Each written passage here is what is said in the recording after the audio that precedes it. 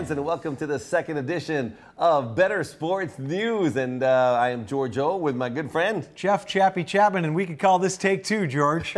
Take two. And this is our second show, and I didn't even think there was going to be a second show because there was rumors all week that TVG was going to buy out a sports news network for like $24 million. I thought maybe it was us. Yeah, don't get carried away, George. We might have had 24 viewers, let alone 24 million followers. All right, well, it's been a great week. Last week was our first show, and a lot of stuff has happened since then. NFL, the Combine's underway, and there's talk that Winston and Mariota, neither one of them might even participate in it. What do you hear about that? Yeah, I don't think that's a big deal, George. I think a lot of the times the big-name quarterbacks, they don't want to throw it. All they can do is hurt themselves. The stock might drop. Andrew Luck didn't throw anything at the Combine. Not a big deal. I think they both have their positions locked, and I think Winston's going number one. All right, well, that's what he's projected, number one, to go to the Bucs. Do you think he's better than Mariota? I mean, as an NFL player? I think it's one of those risk-reward type of things. I think the upside is definitely bigger with the safer pick is Mariota. I definitely think the upside is there with Winston. Of course, he's had a lot of troubles off the field, so I think, of course, the risk is much higher as well. All right, well, I mean, one of the things that might help his field hijinks, let's call him, is Derek Brooks. Now, Derek Brooks comes from the same line. He also went to FSU. He's in the Hall of Fame. He was drafted by the Bucs. He played for the Buccaneers. Now, he's willing to be the mentor to Jameis Winston. Says he's going to help him with his off-field antics. Also invited him to his house.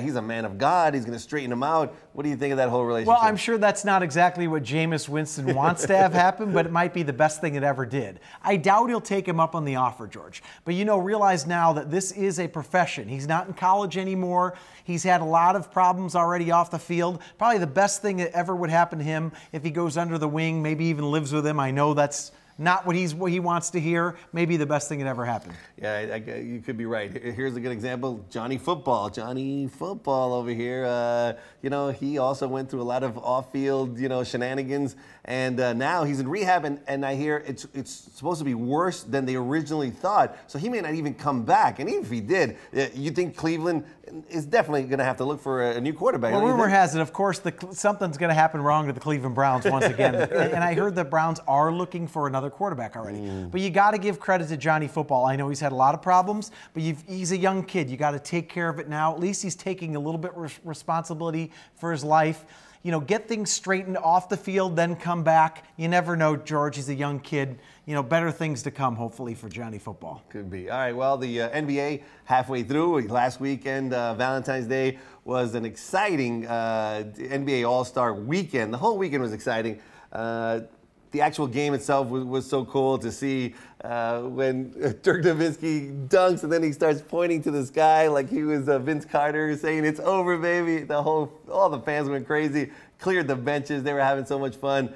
This guy went crazy. Russell Westbrook had 41 points. The record, of course, of Will Chamberlain, 42 points. He was like dunking, hit his head on the backboard. I mean, he was just electrifying. It was so much fun to watch. That whole tournament was fun. Now, I was wrong. I thought the three-point contest with all those superstars would be the most exciting, and I said last week the dunk contest wouldn't be that exciting, but Zach LaVine changed that all around for me. What do you think there? Yeah, he was unbelievable. Of course, the dunk contest doesn't have the big names anymore, and we thought it had kind of lost its luster a little bit, but I'll tell you what, the dunk contest, it was amazing. The kid put on a show, and the three-point contest. I mean, Steph Curry, hey, he backed it up. He said he was going to win it. I picked the wrong Warrior. I predicted Thompson to win it last week, but Steph Curry was amazing. The whole weekend really turned out to be something special, and I think they kind of found their stride again, if you will. Yeah, I thought it was great. And, Ed Clay didn't make the finals of the three-pointers, so True. Both of them made it. It was very exciting. Steph went off, and I thought it was really good, but I'm watching it. It was great, and I was watching, wow, he got it in. How exciting, how exciting. But, when the dunk contest came on and this kid started dunking behind the back, I was just like, what? I mean, that's the excitement the dunk contest brings that just a three-point challenge is just never going to bring. Dunking is so special in the NBA. And Zach said that he could beat LeBron. Yeah, well, I'll tell you what, Zach, you better stick to the dunk contest because we're not going to see many minutes out of you, and you better keep it quiet about King James. Yeah, right. There was a lot of exciting trades going on. I mean, I don't have all the details yet. It's still flying in, but some of the biggest trades, Milwaukee traded Brandon Knight, who I thought one of the best guards in the NBA, to Phoenix. Phoenix got rid of the Dragic brothers. Now with Goran Dragic over there in Miami, I mean, they've got a great team, and I'm a big Miami fan. Reggie Jackson leaves. He gets traded out of OKC. So, I mean, a lot of exciting trades. You said that you heard something about Reggie Jackson. Yeah, I heard Russell Westbrook kind of put it like, look, we love Jackson, but if he doesn't want to be there, that's fine. It's time to trade him. It's time to go away. You want to be with our squad? Go be happy somewhere else. We don't need you. Well, he's going to be in Detroit. So Detroit, the Motor City, and Major League Baseball. Spring training underway. What are your thoughts there? Pitchers and catchers report this week. It's an exciting time for me. I know you're probably not a big baseball fan. I'm a huge baseball fan, and I've been a diehard Cub fan my whole life. I will be going to spring training next month for the first time. Oh. I'm going to see the Dodgers and the Cubs play, and I'll tell you one thing, George. The Cubs, exciting young team. Really? I don't want to get carried away here. It's been 105 years, but they have the best minor league system in baseball. A bunch of young, exciting kids. It's only going to get better from here forward. So you look out for the Cubbies. This might not be their year, but in the next 3, 4, 5 years, one of the best teams in baseball. Mark my words. All right, we'll look at the Cubs. Now, I do look at some of the bigger stories.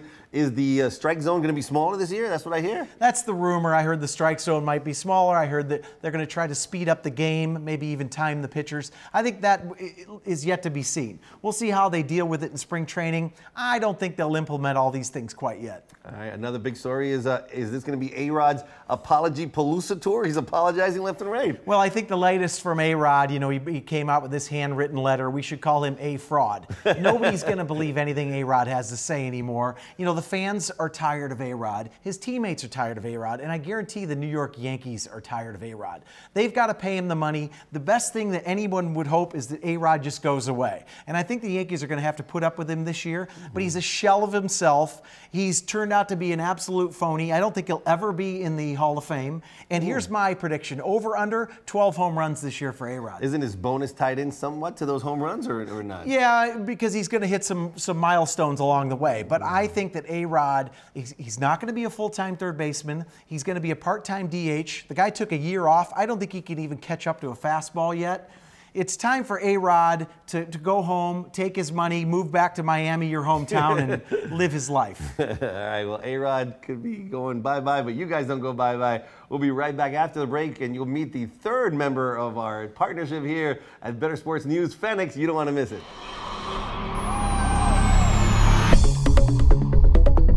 How you guys doing? George O here with Fenix, and we're here at beautiful Santa Anita in the Sports Book. This place is fantastic. Check out the big screen TVs behind me. You can wager right there, then bring over food and drink. Yeah. This place, it's the bomb. You know what else is the bomb?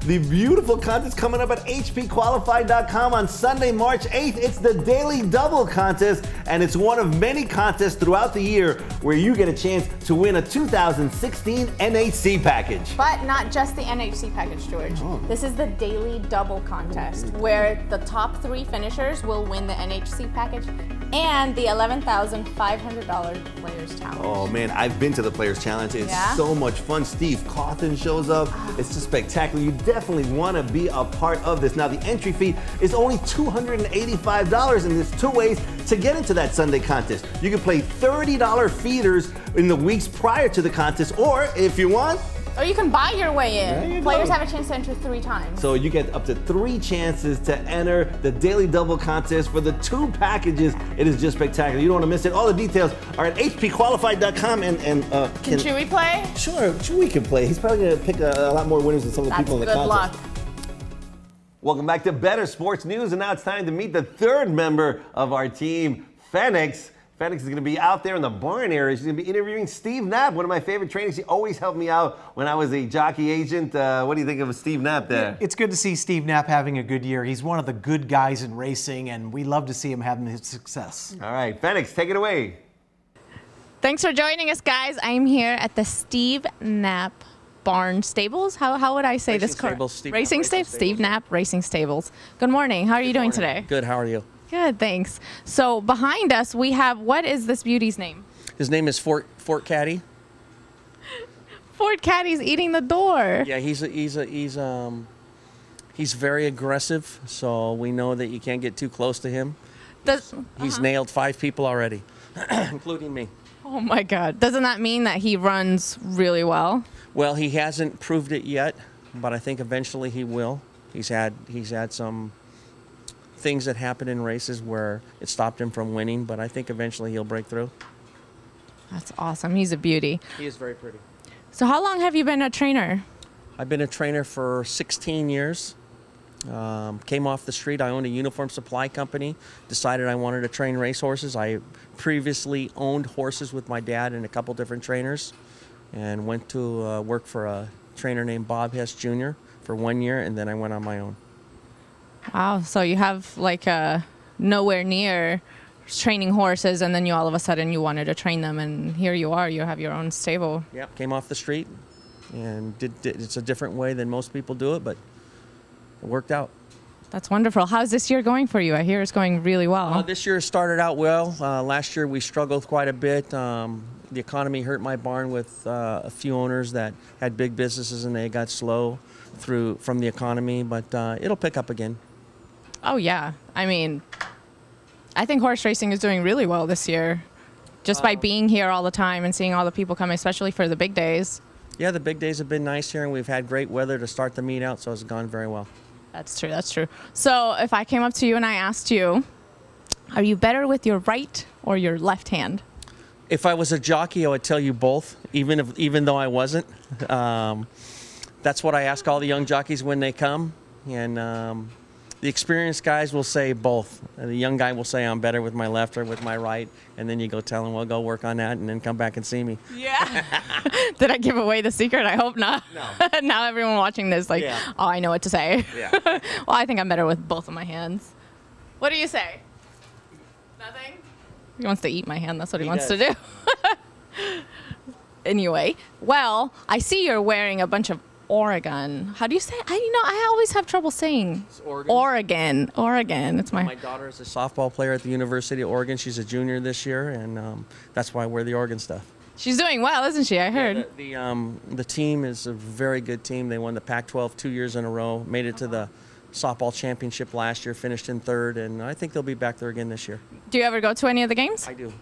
Yeah? Yep, quite a few of them, as many as I can. So this year they play in San Diego tournament, and then the following week they play in Fullerton in a tournament, which is coming up in this month, and then they will play at UCLA 3 games, and then sometimes we'll go up to Oregon and watch her play up there too. Oh, that's awesome. Yeah, it's really nice. I hear you do a really funny impression of my co-partner here, Giorgio. Can you do that for us? No, Fenix, wait a second. Oh, this is so embarrassing. Do you really want to see this?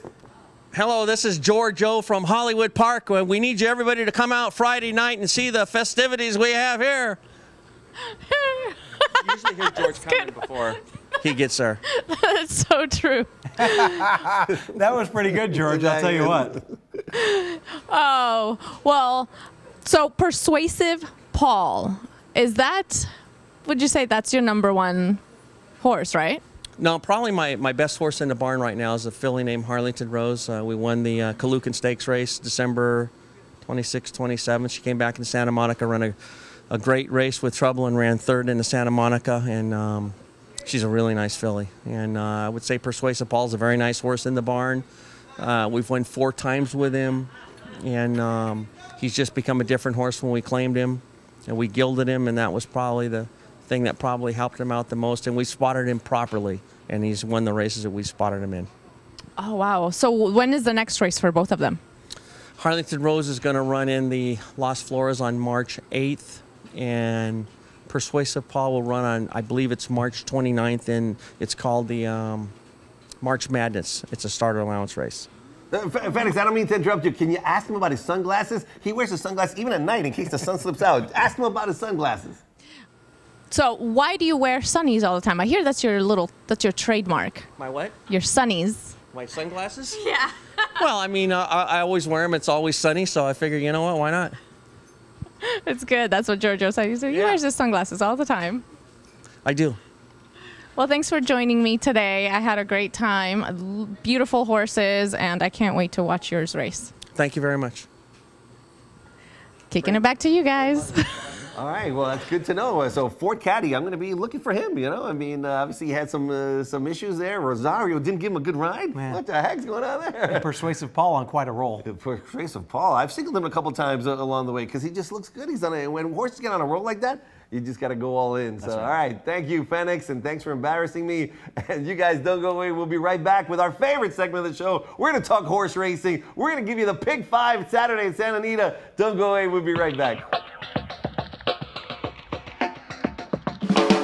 How you guys doing? George O here, and I find myself at Santa Anita in the sports book. So many cool places to hang out at Santa Anita. Look at this artwork behind me with the jockey helmets, so colorful. In here you got great TVs, places to wager, so many cool things at Santa Anita. You gotta, hey Fenix, what's happening? What do you got here?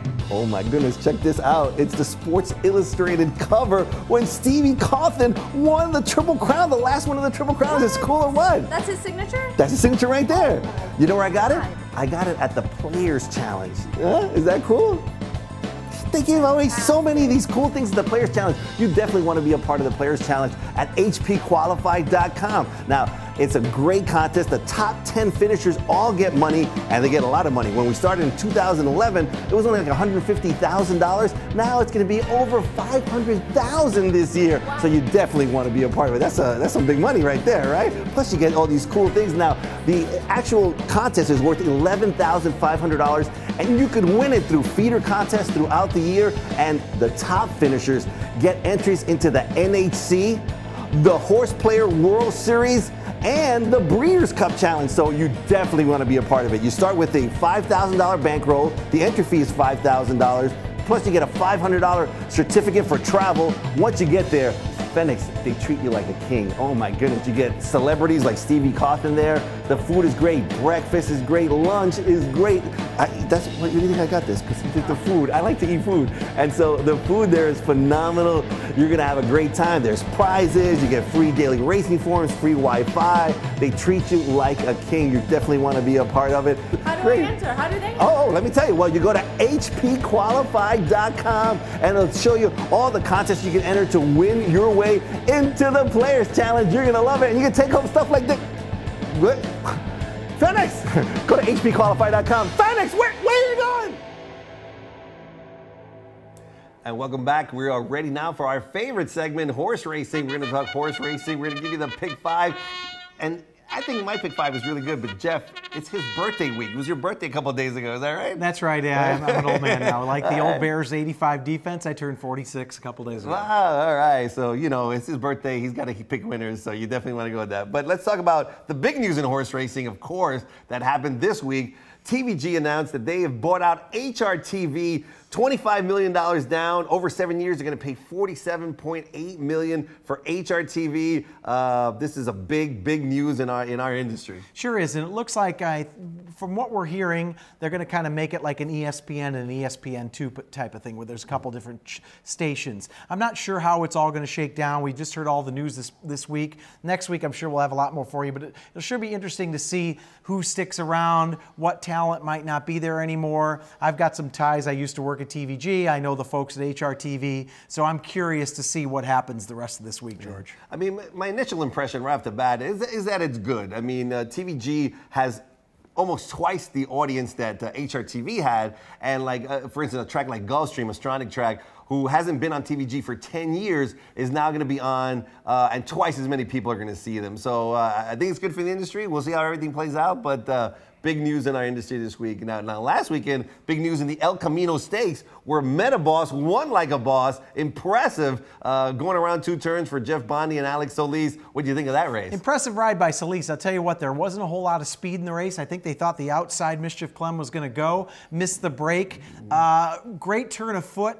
I think this horse is going to be a surprise Derby contender. Very impressive for Bondi. Yeah, I thought he was very impressive. Like you said, especially the fractions were so slow early on. I said, well, somebody coming from behind is not going to win.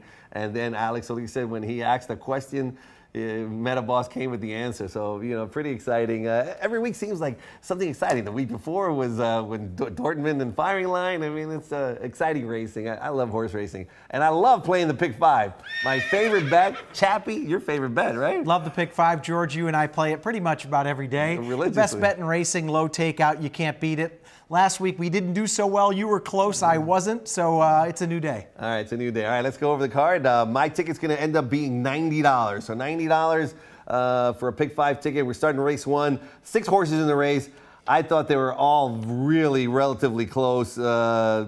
I'm taking the all buttons. So 6 for me. I'm using them all. Only 2 deep for me, George. I'm going 2-4 here. I think Urban Hunter, who's probably going to be a short price. I don't think there's a whole lot of pace in this race. So I think Urban Hunter gets a pretty easy lead. The 2 Cafister probably sits just behind. I think it's one of those 2. I'm going to go short here and try to keep my ticket a little bit smaller than I did last week. All right. Race 2 is a single for me. I'm using a single. It's a big field, 12 horses.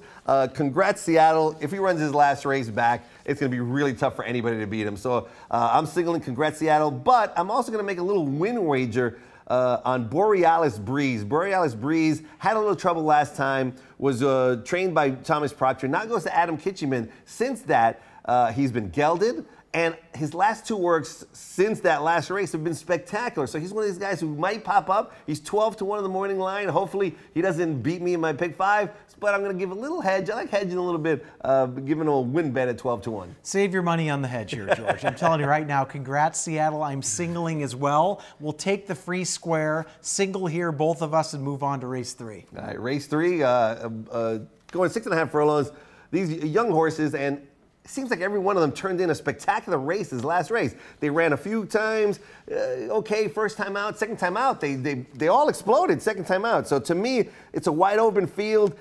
Maybe the 6 horses a throw out, but if I'm going to use 5, I'm going to use 6, so I'm going all in race 3. I'm 4 of the 6 here, George. I'm going to kind of go Captain Obvious. A lot of times I'll hit the all button here, but I'm 1, 3, 4, 5. I think I can escape with that. I'm still at a pretty small ticket. I'm going to stay economical this week, 4 deep for me. All right, race 4, 6.5 down the hill. I love betting down the hill, especially outside posts, but I'm going even in this race. Every even horse I'm taking. I'm taking the 2, the 4, the 6, the 8, and the 10.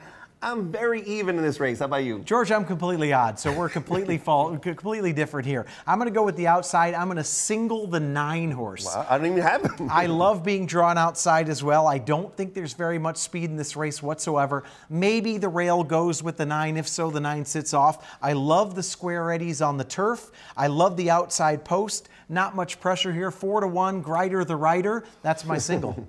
Hey, I like Aaron Grider. He's also a track ambassador, and he does a great job. He visits all the suites. He visits the people around the track. I love Aaron Grider as a person, and as a rider, he's an excellent rider. Race 5, big field, 12 horses, most of them first-time starters. Difficult. This is one of those, you either pick one or you use them all. I'm picking one. I'm going with sensitively number 11, with Philip D'Amato training. He's got some good works. I know the owner, John Leviakis, who usually has horses training with Melanie Collin. He's going here with Phil. I'm going with him. We're completely opposite once again, George. I'm going to hit the all button here. I know you're singled, but there's many well-bred first-timers. I'm going to hopefully be alive here and get a bomber in the last to get a nice pick 5 to start me out for the weekend. Well, I love having everybody in the last race. It was very exciting if you're alive to the last one. You have everybody, much different than having just a single, and you're like, oh my goodness, I need that horse. But we got different strategies this week. One of us is going to hit it. That's what's great about horse racing. Yeah. All right, well, thank you guys for watching Better Sports News. We'll be back here next week. Don't miss it. Fenix will be out there in one of her crazy interviews, so it's always fun to see Fenix. It's fun to have you guys here. Thanks for joining us here on Better Sports News. Good night.